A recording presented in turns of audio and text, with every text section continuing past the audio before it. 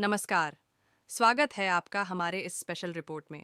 इसमें हम बात करेंगे भारत में हो रही क्लाइमेट चेंज यानी जलवायु परिवर्तन के बारे में। तो चलिए स्पेशल रिपोर्ट शुरू करते हैं।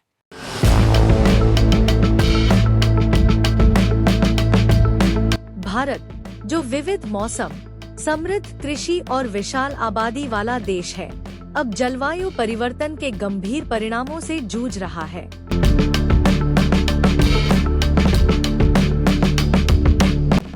जहां एक और दुनिया ग्लोबल वार्मिंग पर चर्चा कर रही है, वहीं भारत इसका ज्वलंत उदाहरण बनता जा रहा है। इस स्पेशल रिपोर्ट में हम देखेंगे कि कैसे यह संकट हमारे जीवन के हर हिस्से को प्रभावित कर रहा है। हमारी हवा, पानी, खेत, शहर, गांव और आने वाली पीढ़ियां। पिछले कुछ दशकों में भारत में औसत तापमान 1.2 डिग्री सेल्सियस तक बढ़ चुका है, जो सतह पर मामूली लग सकता है, लेकिन इसके परिणाम विनाशकारी हैं। देश के कई हिस्सों में गर्मी की लहरें जानलेवा बन चुकी हैं। राजस्थान, पंजाब और दिल्ली जैसे राज्यों में हर साल लू के कारण सैकड़ों मौतें होती हैं। अगर यही रफ्तार रही तो 2050 तक भारत का बड़ा हिस्सा इंसानों के रहने लायक नहीं रहेगा। जलवायु परिवर्तन ने मानसून की प्रकृति ही बदल दी है। जहां कुछ राज्य भयंकर बाढ़ का सामना कर रहे हैं, वहीं अन्य हिस्सों में महीनों सूखा पड़ रहा है। 2023 में महाराष्ट्र के मराठवाड़ा क्षेत्र में रिकॉर्ड तोड़ सूखा पड़ा, जबकि उसी समय असम में विनाशकारी बाढ़ ने लाखों लोगों को बेघर कर दिया। यह असंतुलन भारत की खाद्य सुरक्षा और कृषि व्यवस्था को तोड़ कर रख रहा है। हिमालय, जिसे जल टावर ऑफ एशिया कहा जाता है, अब धीरे धीरे पिघल रहा है। आइसमॉड की रिपोर्ट बताती है कि पिछले 30 वर्षों में 30% ग्लेशियर बर्फ गायब हो चुकी है। इसका असर न सिर्फ गंगा, यमुना जैसी नदियों पर पड़ेगा, बल्कि करोड़ों लोगों की जल आपूर्ति पर सीधा खतरा मंडरा रहा है। अगर यही हाल रहा तो आने वाले दशकों में उत्तर भारत को जल संकट झेलना पड़ सकता है। भारत की 7,500 किलोमीटर लंबी समुद्री सीमा पर बसे शहर जैसे मुंबई, कोलकाता और चेन्नई जलवायु परिवर्तन के सबसे बड़े शिकार बन सकते हैं। आईपीसीसी की रिपोर्ट के अनुसार समुद्री जलस्तर हर साल औसतन 3.3 मिमी बढ़ रहा है, जिससे तटीय इलाकों में बाढ़ और कटाव आम हो गया है। अगर इससे नहीं निपटा गया तो 2100 तक मुंबई और सुंदरबन जैसे इलाके डूब सकते हैं। जलवायु परिवर्तन का सबसे क्रूर असर भारत के किसानों पर पड़ा है। फसल चक्र में बदलाव, असमय बारिश और लंबे सूखे ने किसानों की कमर तोड़ दी है। हर साल हजारों किसान आत्महत्या कर रहे हैं। वर्ष 2022 में केवल महाराष्ट्र में 4,500 से अधिक किसानों ने आत्महत्या की। यह केवल आर्थिक संकट नहीं है, बल्कि हमारे खाद्य तंत्र की अस्थिरता को भी दर्शाता है। भारत के कई बड़े शहरों में जल संकट अब सामान्य बात हो चुकी है। चेन्नई जैसे मेट्रो शहर में 2019 में टैंकर से पानी मंगाना पड़ा। देश की प्रमुख नदियां जैसे यमुना और नर्मदा गर्मियों में लगभग सूख जाती हैं। जलवायु परिवर्तन और अत्यधिक दोहन के कारण भूजल स्तर लगातार गिर रहा है। आने वाले सालों में भारत को जल युद्ध का सामना करना पड़ सकता है। जंगल, जो जलवायु परिवर्तन से लड़ने में हमारी पहली रक्षा पंक्ति हैं, तेजी से खत्म हो रहे हैं। भारत में पिछले 2 दशकों में 28% प्राकृतिक वन नष्ट हो चुके हैं। इससे न सिर्फ पर्यावरण असंतुलित हुआ है, बल्कि सैकड़ों वन्यजीव प्रजातियां भी विलुप्ति की कगार पर हैं। बाघों से लेकर हाथियों तक हर प्रजाति पर संकट मंडरा रहा है। जैव विविधता का यह ह्रास पूरे इकोसिस्टम को बर्बाद कर सकता है। तेजी से बढ़ते शहरीकरण ने न सिर्फ हरियाली खत्म की है, बल्कि प्रदूषण, कंक्रीट और गर्मी के स्थानीय प्रभावों को भी बढ़ाया है। दिल्ली, नोएडा, बैंगलोर जैसे शहरों में हीट आइलैंड इफेक्ट के कारण तापमान 3 से 5 डिग्री ज्यादा दर्ज किया जाता है। शहरी योजना में जलवायु को नजरअंदाज करना इन शहरों को जलवायु आपदाओं के लिए बेहद संवेदनशील बना रहा है। भारत के कई शहर दुनिया के सबसे प्रदूषित शहरों में शामिल हैं। वायु प्रदूषण न सिर्फ मानव स्वास्थ्य के लिए घातक है, बल्कि यह ग्रीन हाउस गैसों की मात्रा बढ़ाकर जलवायु परिवर्तन को भी और तेज करता है। दिल्ली की हवा सिगरेट के धुएं से भी ज्यादा जानलेवा हो चुकी है। ऐसे में जब सांस लेना ही मुश्किल हो जाए, तो जलवायु का संकट केवल वैज्ञानिक नहीं, मानवीय आपदा बन जाता है।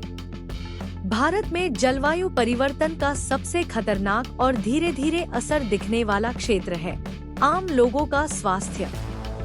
अत्यधिक गर्मी से हीट स्ट्रोक, डेंगू और मलेरिया जैसे बीमारियों के बढ़ते मामलों ने डॉक्टरों और स्वास्थ्य विभाग को चिंतित कर दिया है।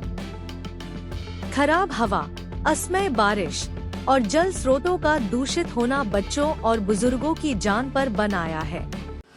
WHO के मुताबिक भारत में हर साल लाखों लोगों की मौत वायु प्रदूषण और पर्यावरणीय कारणों से होती है। ये कोई भविष्य की चेतावनी नहीं है, ये आज की हकीकत है।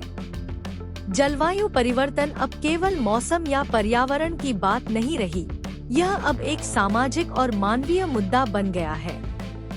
बाढ़, सूखा और तूफान जैसे कारणों से लाखों लोग अपने घर छोड़ने को मजबूर हो रहे हैं। इन्हें पर्यावरण शरणार्थी कहा जाता है। ओडिशा, असम और उत्तराखंड जैसे राज्यों में हर साल हजारों परिवार अपने गांव छोड़कर शहरों की ओर पलायन करते हैं, जहां न तो रोजगार है और न ही स्थायी छत। यह प्रवास न केवल सामाजिक ढांचे को बिगाड़ता है, बल्कि शहरी बोझ को भी बढ़ा रहा है। जलवायु परिवर्तन भारत की अर्थव्यवस्था को भी गहरी चोट पहुंचा रहा है। कृषि उत्पादकता में गिरावट, प्राकृतिक आपदाओं में संपत्ति का नुकसान, स्वास्थ्य पर बढ़ते खर्च, इन सब का सीधा असर देश की GDP पर पड़ रहा है। वर्ल्ड बैंक की एक रिपोर्ट के अनुसार 2030 तक भारत को जलवायु परिवर्तन के कारण हर साल लगभग $100 बिलियन का नुकसान हो सकता है। ये आंकड़े सिर्फ आर्थिक नहीं है, ये दर्शाते हैं कि विकास का सपना जलवायु के बवंडर में फंसता जा रहा है। भारतीय अर्थव्यवस्था का मूल आधार मानसून है और अब यह मानसून भरोसेमंद नहीं रहा। बारिश समय से नहीं होती या जरूरत से ज्यादा होती है। इससे न केवल खेती चौपट होती है, बल्कि बांध, जलाशय और नहर योजनाएं भी बेअसर हो जाती हैं। किसानों को अपनी फसलें बार बार बोनी पड़ती हैं, जिससे कर्ज और तनाव बढ़ता है। मानसून अब आशीर्वाद नहीं, बल्कि एक अनिश्चित सस्पेंस बन गया है। पिछले कुछ वर्षों में भारत के तटीय राज्यों को बार बार चक्रवातों का सामना करना पड़ा है। ओडिशा, बंगाल, गुजरात और महाराष्ट्र जैसे राज्यों में चक्रवात की तीव्रता और संख्या दोनों बढ़ रही है। यास, तौकते, अम्फान जैसे तूफानों ने लाखों लोगों को प्रभावित किया है। वैज्ञानिक मानते हैं कि समुद्र का बढ़ता तापमान इन तूफानों को और अधिक ताकतवर बना रहा है। हर चक्रवात के साथ देश को करोड़ों का नुकसान झेलना पड़ता है और पुनर्वास कार्य वर्षों तक खिंचते हैं। भारत अभी भी ऊर्जा के लिए काफी हद तक कोयले पर निर्भर है, जो कार्बन डाइऑक्साइड का सबसे बड़ा स्रोत है। हालांकि अक्षय ऊर्जा की दिशा में प्रयास हो रहे हैं, लेकिन देश में कोयले से बनी बिजली की हिस्सेदारी 50% से ज्यादा है। कार्बन उत्सर्जन को घटाए बिना हम पेरिस समझौते के लक्ष्यों को नहीं छू सकते। अगर हमने कोयला आधारित नीति जारी रखी, तो आने वाले दशक में भारत जलवायु विनाश का गवाह बन सकता है। भारत का तर्क हमेशा रहा है कि जलवायु संकट का मुख्य कारण विकसित देश हैं, जिन्होंने सदियों तक पर्यावरण का शोषण किया। लेकिन अब स्थिति यह है कि भारत खुद तीसरे सबसे बड़े ग्रीनहाउस गैस उत्सर्जक देशों में शामिल है। ऐसे में अब केवल दूसरों को दोष देने से बात नहीं बनेगी। देश को अब अपनी नीतियों, उद्योगों और जीवन शैली को बदलने की जरूरत है। जलवायु न्याय का मतलब है वैश्विक समझदारी और स्थानीय जिम्मेदारी। जलवायु परिवर्तन की सबसे खौफनाक तस्वीर आने वाली पीढ़ियों के भविष्य में झलकती है। आज के बच्चे जिस वातावरण में बड़े हो रहे हैं, वहाँ साफ हवा, शुद्ध पानी और स्थिर मौसम जैसी चीजें लग्जरी बनती जा रही हैं। स्कूल बंद होते हैं लू और प्रदूषण के कारण।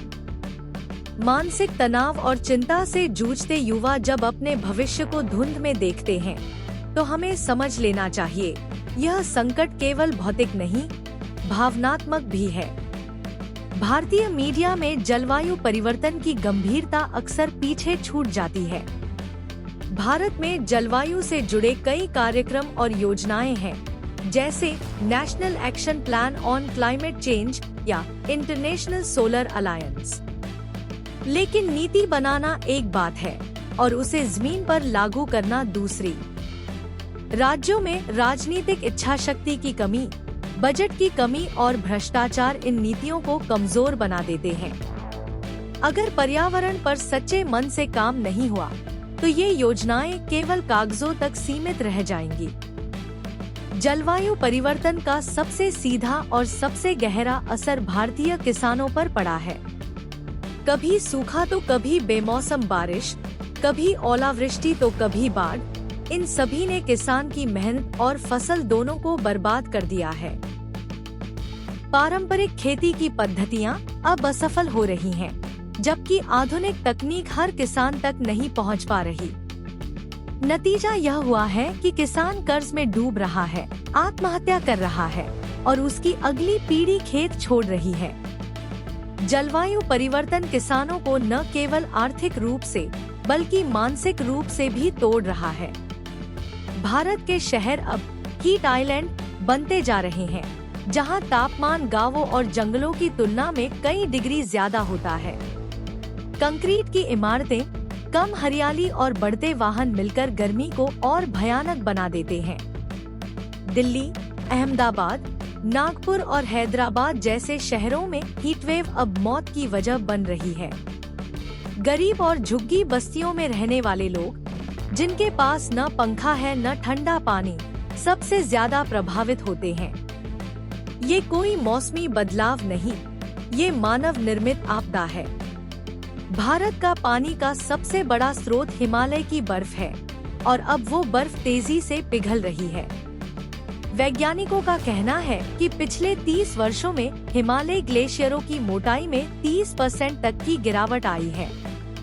इससे गंगा, यमुना और ब्रह्मपुत्र जैसी नदियों के प्रवाह पर असर पड़ रहा है।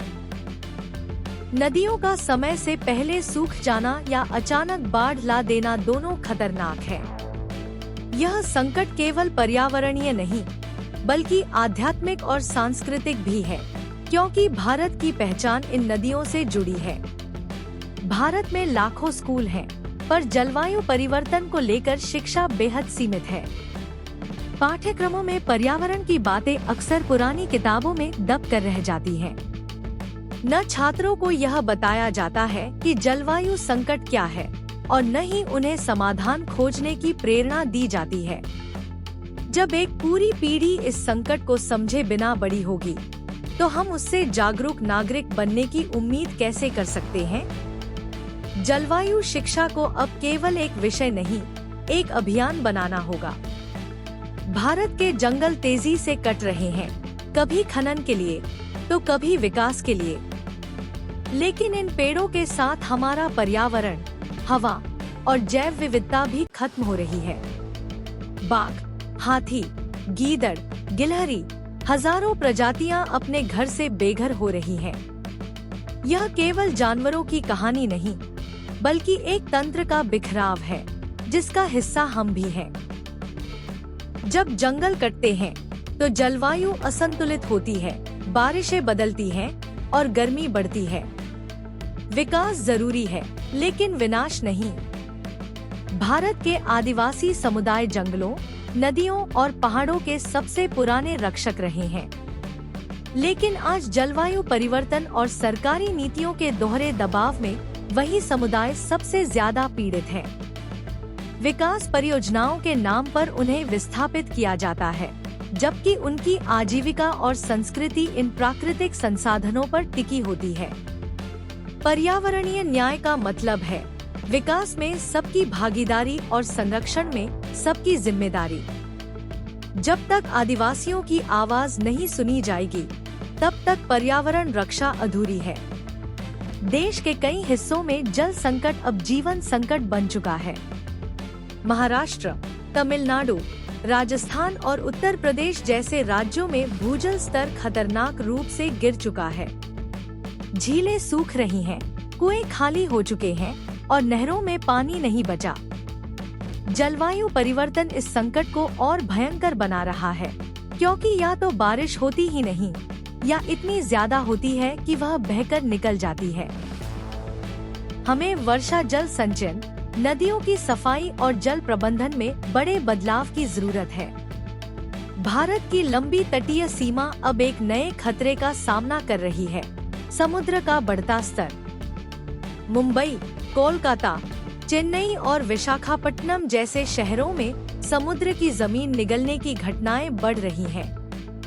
बंगाल और ओडिशा के गांवों के लोग अब साल दर साल घर बदलने को मजबूर हैं। वैज्ञानिक कहते हैं कि अगर यह सिलसिला जारी रहा तो आने वाले दशकों में भारत के करोड़ों लोग बेघर हो सकते हैं। यह चेतावनी नहीं, एक सच्चाई है जो तटों से धीरे धीरे शहरों तक पहुंच रही है। भारत दुनिया के सबसे बड़े विकासशील देशों में से एक है और उसकी अंतर्राष्ट्रीय भूमिका जलवायु संकट में बेहद अहम है। भारत ने पेरिस समझौते, कॉप सम्मेलन और अंतर्राष्ट्रीय सौर गठबंधन जैसे मंचों पर महत्वपूर्ण भूमिका निभाई है। लेकिन अब केवल मंचों पर भाषण देने का समय नहीं रहा, अब जमीन पर काम दिखाने का वक्त है। भारत यदि अब निर्णायक कदम उठाता है तो वह न केवल अपनी जनता को बल्कि पूरी दुनिया को जलवायु न्याय की ओर ले जा सकता है। जलवायु परिवर्तन अब कोई दूर की बात नहीं, यह आज, अभी और यही है। हर दिन के बढ़ते तापमान, हर मौसम की बिगड़ती चाल और हर प्राकृतिक आपदा हमें यह याद दिला रही है कि समय कम बचा है। सरकारों को सख्त नीति बनानी होगी, उद्योगों को टिकाऊ समाधान अपनाने होंगे और नागरिकों को अपनी जीवन शैली में बदलाव लाना होगा। अगर हम सब मिलकर एक हरित, स्वच्छ और संतुलित भविष्य की दिशा में कदम नहीं उठाएंगे, तो आने वाली पीढ़ियों के पास केवल सवाल होंगे, जवाब नहीं। इस स्पेशल रिपोर्ट में इतना ही। देश और दुनिया की खबरें जानने के लिए देखते रहिए हमारा चैनल। धन्यवाद।